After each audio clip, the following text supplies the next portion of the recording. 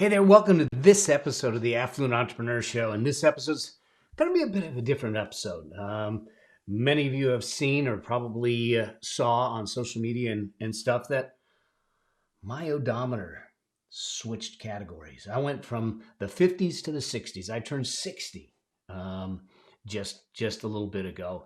And I started to reflect on this whole idea of, oh my gosh, I'm in a new decade. I'm in a new decade of my life and a new chapter of my life. But what are the lessons that I've learned about living a fulfilled life, living that richer life that we talk about for affluent entrepreneurs? So in this episode, I'm going to give you the 10 lessons from 6 decades with me. See you in the show. This is the Affluent Entrepreneur Show for entrepreneurs that want to operate at a high level and achieve financial liberation. I'm your host, Mel Abraham, and I'll be sharing with you what it takes to create success beyond wealth so you can have a richer, more fulfilling lifestyle. In this show, you'll learn how business and money intersect so you can scale your business, scale your money, and scale your life while creating a deeper impact and living with complete freedom. Because that's what it really means to be an affluent entrepreneur.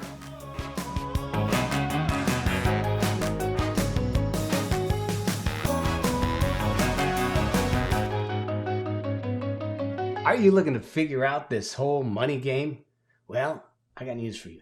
I want to invite you to my 7-day money plan workshop, my money plan challenge. Okay, this is totally free, and this is where we get a chance. I wanted to put something together to help everyone set a solid foundation. Here's the thing. If we're truly going to change our financial destiny, we need to have a rock solid, unshakable financial foundation. And so join me for 7 days, and we're going to walk through everything from figuring out the money mind stuff to understanding some numbers, understanding what your target is, structuring, the plan, figuring out how to deal with your debt. What do you do first? How do you ratchet your income? We're going to take one element of each thing on each day, work it through in an action guide and workbook with tools and tactics to make it happen. And so all you got to do is go to themoneyplanchallenge.com, sign up for free, and go through the training. This is my gift to you for being on this journey with me. And hopefully what we do in that process is we set you on a solid foundation. So as we have more and more conversations, we can change your financial trajectory and destiny together. And I look forward to seeing you there. Cheers. Hey there, welcome to this episode of the Affluent Entrepreneur Show. This one's going to be a cool one, I think. It was an interesting one to try to put together, and it wasn't something that I actually intentionally set out.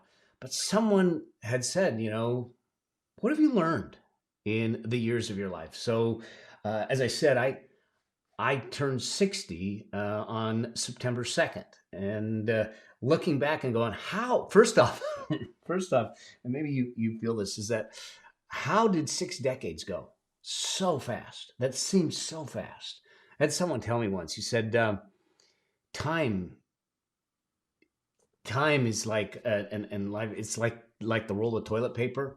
As you get older, as you get closer to the center, it goes faster. So I don't know, but bottom line is this: is that I've been blessed in the 6 decades. I've had certainly had trauma, challenges, difficulties just in the last couple of years, and the question isn't really about the challenges. The question is, what are the lessons that we get from the challenges? What are the lessons that have come from the challenges? And so in this episode, I want to talk a bit about what are the 10 lessons that came out of the 6 decades, the 6 decades of my journey. What are the things that I think and what I have found that where the richness of life live? I know that we talk about money, we talk about business, we talk about entrepreneurship, but the reality is this: I don't believe that what we're looking for is wealth. I think we're looking for richness. Wealth is a statistic. It's just a number. And we probably all know. I mean, you probably know people that have money, but they're miserable. They're miserable to be around. They're people that they're struggling with their health. Their relationships aren't working. And yeah, maybe they have a bank account, but it hasn't, it's that old adage of money doesn't buy you happiness. Maybe you suffer in comfort, but you suffer nonetheless.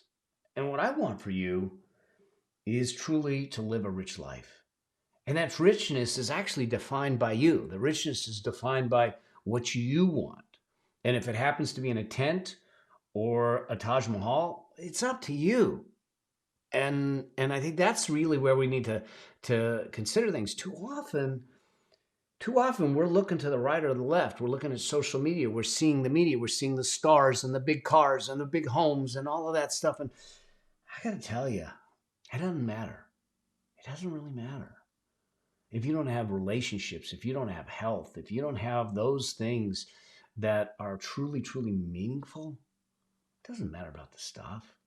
Now, I know that's easy for me to say. Some of you may be struggling just to get the bills paid, and I understand that. But once we get the bills paid, and we give you the tools to do that, and if you're in that position, you're trying to get a solid foundation underneath you, just make sure that you join. I have a 7-day free money plan workshop, money plan challenge. And if you go to themoneyplanworkshop.com, themoneyplanworkshop.com, join it for 7 days for free. And it's a 7-day crash course to help baseline you. But I get that. But once we have the basics, the fundamentals covered, where does the richness of life come from? Now it's in the journey. But I think it's in these 10 lessons. So I'm going to jump to my iPad. For those of you that are watching, great. For those of you that aren't, we'll make sure that the graphics are in the show notes, or you can check it out on YouTube and watch the video too after you've listened to this. Make sure you listen to this. So, and if you haven't already, do me a favor. This is going to be a shameless plug. If you haven't already, follow the show, the Affluent Entrepreneur Show, and leave me a review. Subscribe, download, listen, and leave me a review. And if you leave me a review, screenshot it, tag me in it. I'll read it on the show. And when I read it on the show, you get a one-on-one laser coaching session with me. We'll talk about business. We'll talk about money. We'll talk about wealth. We'll talk about life. Whatever it is you need, we'll do the coaching session. All right. So that's enough of the commercials. Let's get rocking and rolling. Let's make this happen. Let's talk about the 10 lessons that came out of a decade of living. And so here's why I think this is important. If we don't actually get this right, we find ourselves living in a state of disappointment. You know, we sit in a place where we're constantly disappointed. Things aren't going our way. Things aren't the way we want. And we can't understand why we can't find not just happiness, but even just contentment. We don't have that contentment. We don't have the ability to be content. And the other thing that happens is that if we don't get this right, is that we're struggling and we don't even know why.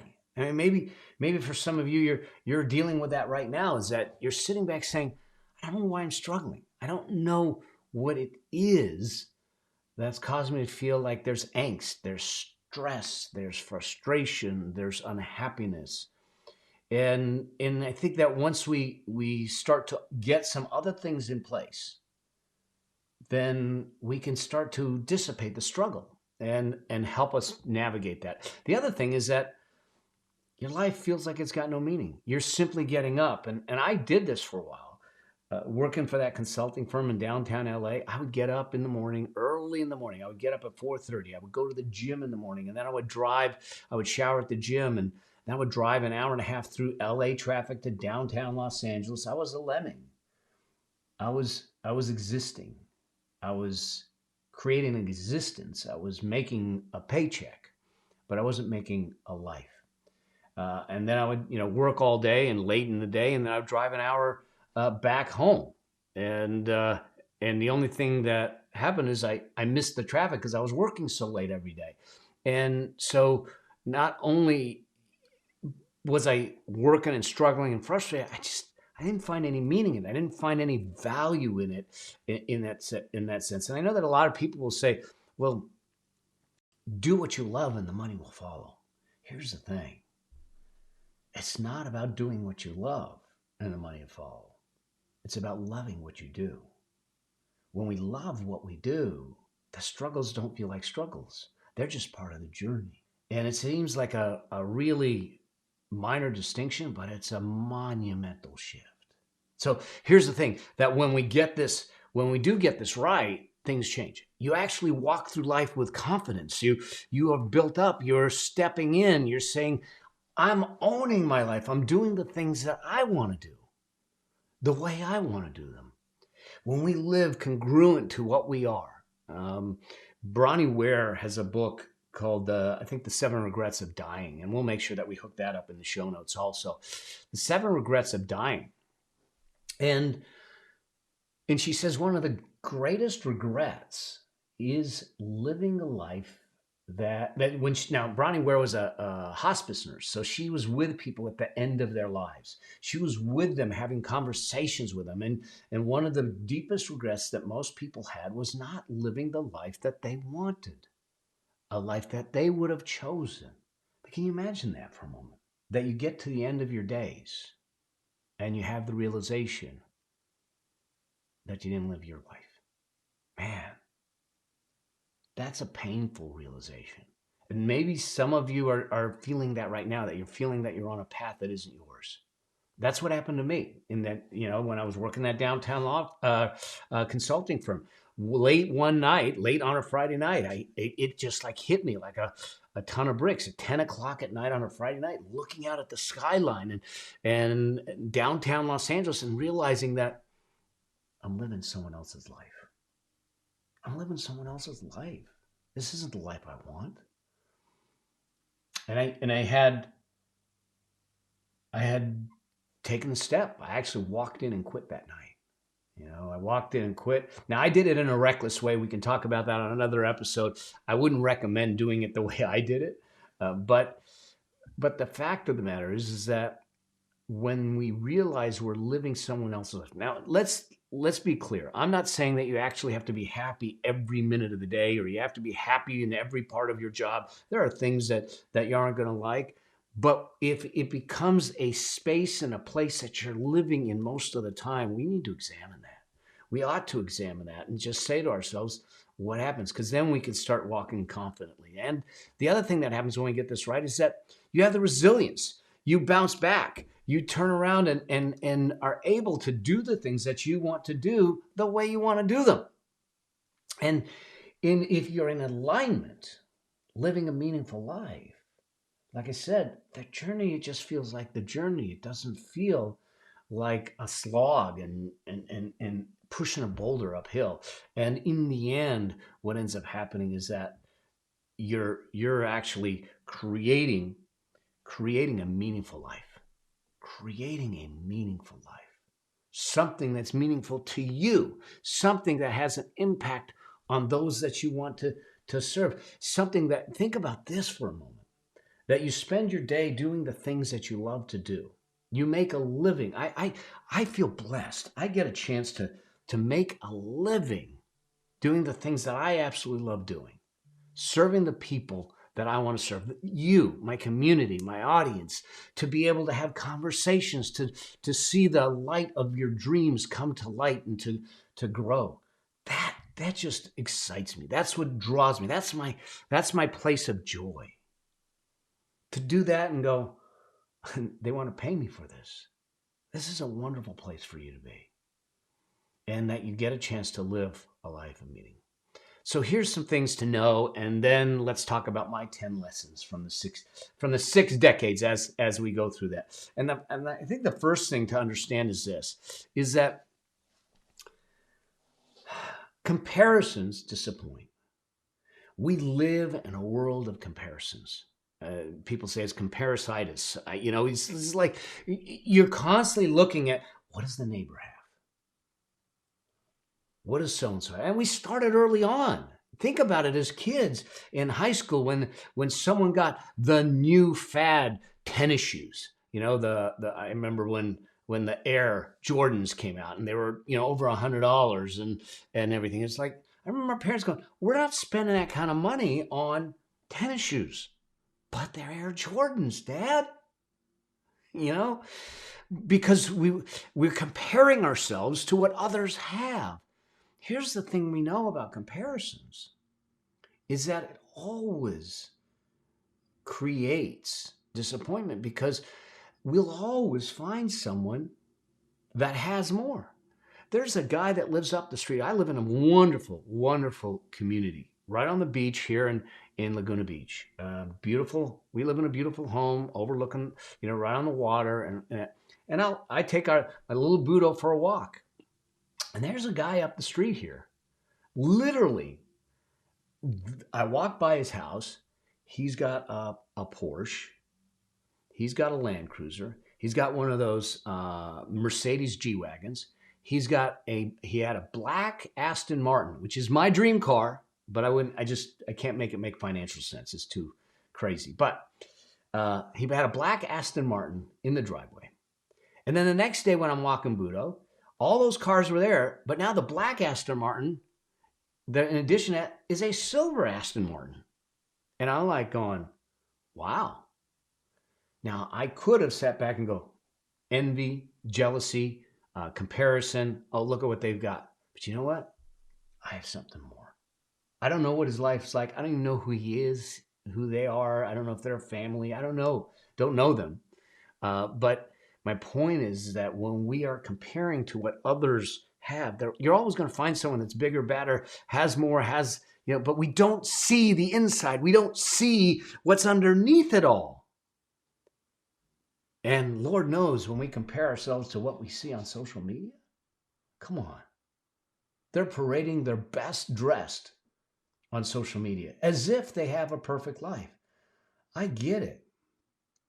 But at the same time, we all got dirt under our fingernails. I do. Yeah, I am not too proud to say that it's been a struggle the last 2 years. I've been blessed. Like I said, I'm a blessed life, but between the cancer, between my mom having medical issues, all those things start to wear on you. It was tough. It was hard. The pandemic, seeing the vitriol in the community and in our society, that's tough stuff. And so it's important that we find within ourselves comfort and not try to define what our success is and what it looks like from the outside. The second principle to understand is that worth is in the beholder. Too often we're sitting back trying to figure out and look for validation outside of ourselves. Now, granted, it feels good. Okay, it feels good. But validation outside ourselves to define what our worth is inside ourselves. That's got to come from inside. Your value is in the beholder. It's in you. It's got to come from within and not from without. Because if we place our value, our self-worth outside of ourselves, when things shift, things change, then so does our view of ourselves. And we don't want that. We don't want that. And then the third principle that I think is important here is this: possibility always exists. This is probably one of the key themes of my life, is that I believe that possibility always exists. I get it. There may be some in my audience that are just trying to get by. They're trying to get out of debt because they found themselves in credit card debt or student loan debt or something like that. There are those that maybe have no debt. There are those in between. There's those that are just starting a business. There are those that are thriving in business. There's those that have found their financial independence already. They built the money machine like we talk about in the Affluence Blueprint. They're doing this. They're all over the place. They're all over the place. But I promise you that it doesn't matter the age or stage. Possibility is in your future. Possibility is in your hands. The only thing that's holding us back from that possibility is either knowledge, skills, guidance, or action. Knowledge, skills, guidance, or action. Now, I'm not saying that if you're deep in debt that it's going to be easy. There's going to be work involved. But is it complex? No, it's simple. We'll give you the principles to make that happen. I'm not saying that to build wealth, to build a money machine is easy. There's work involved. There's discipline involved. There's a process. There's a prescription. There's principles. That's why we teach in the Affluence Blueprint. But it's simple. And so what I want you to always hold on to is this idea that possibility exists every step of the way. Because when we have that open thinking about possibility, to be able to say that anything is possible, everything's possible, think about it. A decade ago, we didn't have cars that fly. We have cars that fly. We have cars that self-drive. Okay? Those are things that were just an idea in someone's mind at some point. But now it's reality. It's here. So possibility is at your fingertips. It's at my fingertips. Whatever we can perceive, whatever we can imagine. It's about approach, it's about time, it's about resources, and it's about action. Let's get it done. All right. So let's get to the 10 lessons. All right. I think these are things that when I look back on life and look back on my 6 decades on this earth, what are the lessons I've learned? And this comes from, look, I've been a single full-time dad. I've had many, many failed relationships. I am blessed to be in a wonderful marriage with an amazing, beautiful soul, bright, intelligent, smart, articulate. I don't know. I won the lottery with Stephanie. I did. I certainly got the better end of that deal. I have had partnerships go bad. I've had investments go bad. I was a dad. I'm a dad. I'm now a granddad. So this is all coming from those things, the things that I've experienced over time, and hopefully they help you. Hopefully they give you some perspective of how to live your life, how to step forward to bring the richness out in your life. And so the first one, and this, those of you that are watching the video, you can see that this is actually, I am an identical twin. I don't know if many know that, but I am an identical twin. I've got an identical twin brother. My wife and his wife think that we actually share the same brain. It's a matter of who uses the brain on that day. And we are close as close can be. And so the image that you see is us when we were young kids. For some reason, my mom thought that, hey, they're twins, let's dress them alike. And there we are in our sailor outfits. All right. But the first lesson is this, is a life of value is built on values. Here's something.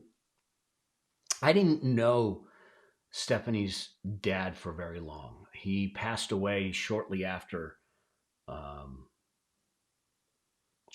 we were married. So I didn't know him for very long. But there was one thing I did know about him. He had a set of values, just like my dad. He had a set of values that were clearly defined. And those things drove every decision that he made in life. And not only did it drive his decisions, it drove his relationships. It drove how he related to people. And those people understood this is Tom's values. And they respected those values. It's the same thing with my dad. My question is that too often we don't take the time to actually detail out and say, what do I truly value? And if you question it, here, we can say, I value my health. Right? And I see this all the time. I value my health, yet they're eating like 3 Snicker bars a day. Well, clearly you don't value your health if you're doing that.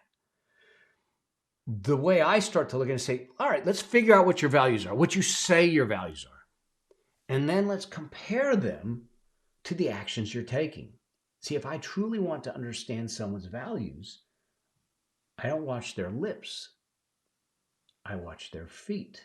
I watch their hands. I watch their actions. It's not a matter of what you say. It's a matter of what you do, because you're doing based on the actual true values, your priorities in life. When people say, I want to build financial independence, but they're overspending and they're running up bills, they're living beyond their means, they're bouncing checks, That's a habit. That's a behavior. And as much as they want financial independence, that behavior completely conflicts with that. And they say, that's what I value. It's not what they value. And that may be a hard pill for some people to swallow. It may be a hard pill. I've been there too, where I said, no, I want this, but I didn't put the time in. I wanted to learn a musical instrument, but I didn't put the time in. So clearly it wasn't high on the priority list. So I think that we look at things and start to ask ourselves, let's build a life of value built on values. Take the time to be really clear about what your values are and live in alignment with those values. Talk about those values, define those values, let the people around you know these are my values, because it becomes easier to make the decisions in life when you sit back and say, here's my core values. And if I'm making this decision, does it violate one of my core values? And if it violates it, then we know that we're not going to do it. We do everything in alignment with values. And everyone wins because those around you understand your values. They understand what to expect and they respect it. The second lesson, I think, is this: share openly, even though judgment or failure may come. Share openly. Look, of all times, especially now, we live in what they call a cancel culture and everything.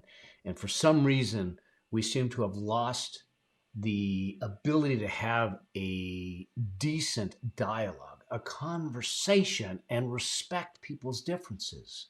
We need to share openly with people. We need to put it out there and be okay with it and know that, hey, judgment may come. I might fail. I might not be liked. But to know that your core, you're coming from your values. You're coming from your values in a way that these are your values. We shouldn't be embarrassed by them. We shouldn't be shrinking by them. We should be growing by them. And to know that we can provide and we can be there and say, let me share openly. I'm going to be me, but I'm going to do it with respect. I'm doing it with decency. I'm doing it with integrity. I'm doing it with kindness, and I'm doing it with love. Okay? The next lesson is this: find meaning in all you do.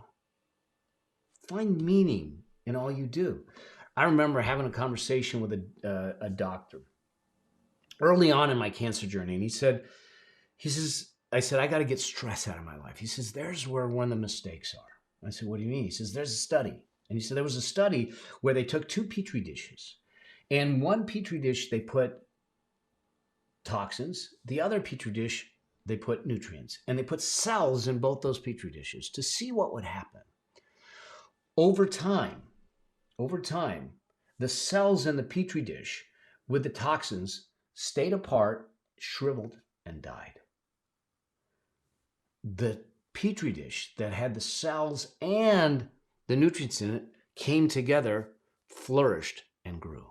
He says that the problem is that we too often think I've got to get stress out of my life. He says, but stress is a spectrum. If we say high stress, we take stress out of our life, we get to the 0 point. But the 0 point doesn't allow you to grow. The 0 point just gets stress out of your life. It stops you from shrinking and it stops the decline, but it doesn't allow you to grow. He says what gets you past the 0 point to get you to grow is to make sure that you have joy, love, and gratitude in your life. He said it's not about eliminating the stress that matters. It's about finding the joy in all you do that matters, the meaning in all you do that matters. And so when you do that, I think that starts to build the richness in life. The number 4 is money is an emotional game as much as it's a learned skill set. I learned this not really the hard way, but as I started to consult and work with people to help them build their wealth, to help them build their financial independence, to help them become affluent entrepreneurs, what I found myself, I thought all I was going to do is give them tactical. Here's what you need to do. Save here, do this, move this money here, invest here, do all those things. And mechanically, they could build wealth. But it wasn't going to work until I got in their head until we dealt with the emotions around money. And so don't be concerned to be able to think that, well, wait a second, I'm going to be ashamed of the emotions I have about money. We all have money stories. Be okay with it. Go back to some of the episodes that we talked about. How do you conquer those money stories? How do you redefine those money stories? And know that emotions exist. Emotions exist with money. It's not just an innate thing. Yes, it's a tool. It's agnostic. It's neither negative or positive. The negative or positive comes from the emotions we put on it, the stories we put around it, and we understand that. Now, when we understand that there's emotions that drive things, we can then have the ability to control, be aware, and adjust those emotions. Lesson number 5, set your destination, but allow the journey to unfold daily. This really came true to me. So for those of you that don't know about my cancer journey, I had 3 tumors removed in 2 surgeries. I went through a bunch of treatments. In December of 2020, they said I was, in December of 2019, they said I was clear. So I was feeling good and everything. And I would go through preventative treatments. And when I went through preventative treatments, then I would go through another scope. Well, April 24th of 2020, I went in for another scope and they found another tumor. And it just deflated me. It spiraled me out of control again. It put me in a dark place. Until I realized, I said, what if I knew that my destination was assured? What if I knew what the outcome was? And that outcome was, I'm going to beat the cancer. The outcome was, I'm going to conquer this. Then I know that I would do whatever it took to make that happen. But the other thing I knew is this, because friends said, how are you doing? How are you doing? I said, I'm doing all right. I said, once I came out of that darkness, I was able to say, I know what my outcome is. Do you know what your outcome is? I know what my outcome is. I said, here's the thing. What I don't know is what the journey is. The journey will unfold each and every day. And that journey will take form as we get more information and as I need to do things. Do I need to go through more treatments? Do I need to go through more surgeries? But that's part of the journey to get me to the outcome. But think about life in general. This is what allowed me to just start to think about this completely differently. And I actually go back in for treatments in a week. And these are preventative treatments, not because they see anything. We're just kind of keeping it away and preventing, and then I'll do another scope in November. But here's the thing. I said, it's not a whole lot different than life. We define what we want as our life. So we say what we want as our life. But do we know every day of the journey what it's going to be like? No. The journey unfolds each and every day. And so if we allow ourselves the luxury to say, that is my outcome, and embrace the journey each day as it unfolds, to make new decisions to move you closer to that outcome. That's where I think the beauty is. That leads me to number 6. Number 6, relationships are built on how you make others feel. We're talking about relationships, relational capital, not transactional capital. And I want to have a relationship with each one of you. I want to have a relationship with you. I want to know you. I want to know what pains you, what aches you, what brings you joy. I want to know that about you. I'm curious, not for a transaction, but for a relation. That's what creates the wealth. That's what creates the richness in life. I remember having a conversation with a dear, dear friend of mine, because I was having a struggle with a gal that I was dating before I met my wife. And he told me a story about when he was in college. And he said, I was having a problem with my girlfriend when I was in college. And I was talking to her best friend. And her best friend said, you don't get it, do you? He says, what are you talking about? He says, I don't understand why we're not getting along. She knows I love her. And her best friend says, you don't understand, do you? Because you don't understand what it takes. And I go, he goes, I don't know what you're talking about. He said, it's not a matter of whether she knows she's loved or not. It's a matter of whether she feels loved or not. And boom, he said that to me.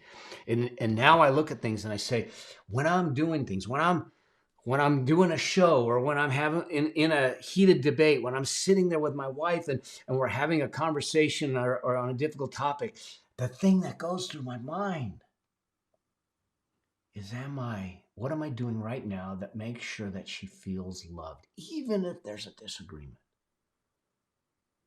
What are you doing with the people you love, the people you serve, to make sure they feel loved? Because that's where the relationship comes from, is when they feel loved. That leads me to number 7. Number 7 is our habits create our existence. Like it or not, where you are today is a result of the decisions, the habits, and the behaviors that you did in the past. If you're overweight, you made decisions. Now, there may be some medical issues there. But if you're overeating, if you're overweight because you're overeating and this, or you're eating badly, your health, your condition, it's because of decisions you made in the past.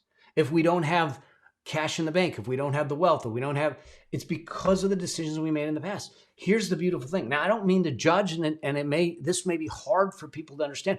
I had to go through it. There was a time where my weight was close to 200 pounds. Okay? There was a time where I had debt. There was a time, and you've heard about it, where I got caught in a Ponzi scheme and wiped out 1/3 of my net worth. Here's the thing. I made all those decisions. They were a result of behaviors. They were a result of habits. So if I want a different existence, I got to change that. The beautiful thing is that means I have control of it. And that's what I know. Okay? And then we look at the next one, and that is, time is a better measure of richness than money. Here's the thing. Too often we'll have the conversation. Someone will come in and say, I want $1 million. I want 10 million. I want 100 million. I want to do $1 million revenue. And my question's always why? Why does it matter? It's just a number. It's arbitrary. What does that give you? See, I'd rather us measure our richness, our wealth in time. How much control of my time? How much of my time do I have? Because money is an unlimited resource. It may not feel that way in the moment, but it truly is. There's a reason they call it cash flow, because it's constantly in flow.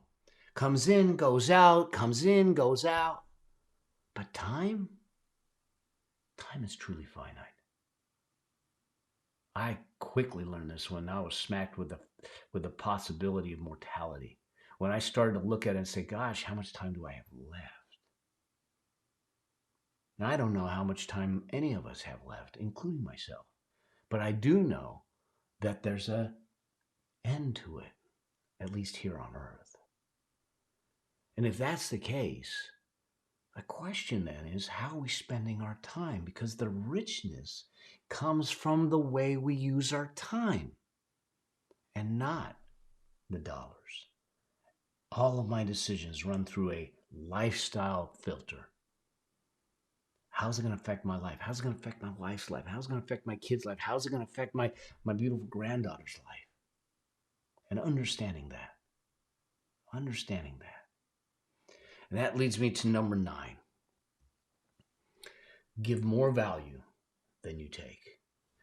I think we owe it to the world to leave the world better than when we were here, than when we got it. I believe that we owe it to people to leave them better after our moment of interaction. And so when we think about this, even in transactions, even in business, even in your business, we need to provide more value than we ask in return. It's the only way transactions work. We live in a value exchange economy. How much value are you bringing to your relationship? How much value are you bringing to your life? How much value are you bringing to your customers? How much value are you bringing to your audience, to your market, to your people, to your team? And if you aren't bringing more value then you're asking from them, either in price or time or effort or dedication or loyalty. That transaction will be momentary. It will not be long-lasting. But when we always put more value into the world than we ask back, it will come back to us in spades. So I'm always seeking to look at it and say, how do I put more value? How do I give more value than I am asking in return? And then the last point, and this one really hit me at the day that my granddaughter was born. The moments matter. The moments matter. Here's what I mean. The day that my daughter-in-law and my son were in the hospital with little Emily being born, she was going through, they got there at 2 a.m. and she wasn't born until 5 p.m. So it was a long, long day. But that was also the same day that my mom, she has got health challenges and she's been on dialysis for a number of years. She went into the hospital and we weren't sure she was going to make it. So I had my mom on one end of the valley in one hospital. I had my son and his wife, my daughter-in-law, on the other end of the valley, ready to give birth. So on one side, I felt like for a moment I stood at a connection point of the whole circle of life. To look at it and say, man, hope mom comes out of it, but I don't know if she will. And she did. She has. She's great. She's doing well. And on the other side, I had this new life that's coming to life, little Emily being born. In one moment, we had all the circle of life right there in our hands, staring at both sides of it, both sides of the equation. See, I truly believe that the moments are the things that matter. We're always worried about the future, and we live in the future, and we have anxiety of the past, we have guilt and resentment of the past. But that means we're not living in the moment. That means we're not living in that now that is so, so important. And the only time we can have presence, joy, and the real meaning, the fulfillment, is when we live in the moment. That's why I think moments matter. And it's the accumulation of those moments over time that give you the richness that you want in life. So those are my 10 lessons from 6 decades. It's the way I look at things now. It's the way I kind of live things. It's what I believe gives me the richness, the feeling of richness in my life. And I think it can you. I hope that you found this helpful. I hope you found, I know this is a little different episode, but I think this is important. Remember, we talked about this. This whole show is about being an affluent entrepreneur. And affluence is not about opulence. It's about richness. It's about living a life of meaning, a life that is at peace, a life that is fruitful. It's truly the way we live. The whole show is about the intersection of your business, your money, and your life. And I hope this episode serves you, that you get a chance to step into a new vision for your life, and that these lessons, or at least some of these lessons, help you. Look, I've had 6 decades to figure it out, and I totally botched it. I've screwed it up left and right, and I'm not too shy, too embarrassed. Maybe I was at one time, but I'm not too shy and too embarrassed to even say it, to talk about it. So I'm totally game to talk about it. Because if it serves you, if it moves you to live bigger, to live better, to have that affluent entrepreneurial lifestyle, then I did what I was meant to do, because I feel I've called to do this. So I hope that you found this helpful. If you have questions, if you have any challenges or these things come up, please, please, please reach out to me. Send me a DM, send me a message, reach out to me. Let's bring it on the show. Let's have the conversations. Let's help you change your financial destiny, but not just for the finances, but for the life of it. And if you haven't done so already, make sure that you follow the show, download it, subscribe to it, leave us a review. Let's have a one-on-one laser coaching session if we read the review on air, and join the rest of the group. at the Affluent Entrepreneur Facebook group. We'll put all the links in the show notes. I hope you have a blessed day, and I hope you found this helpful, valuable, and it starts to shift things for you, because it took me 6 decades to figure this stuff out. It shouldn't take that for you. All right? And remember this always, always, always. Live a life that outlives you. See you soon. Cheers. Bye.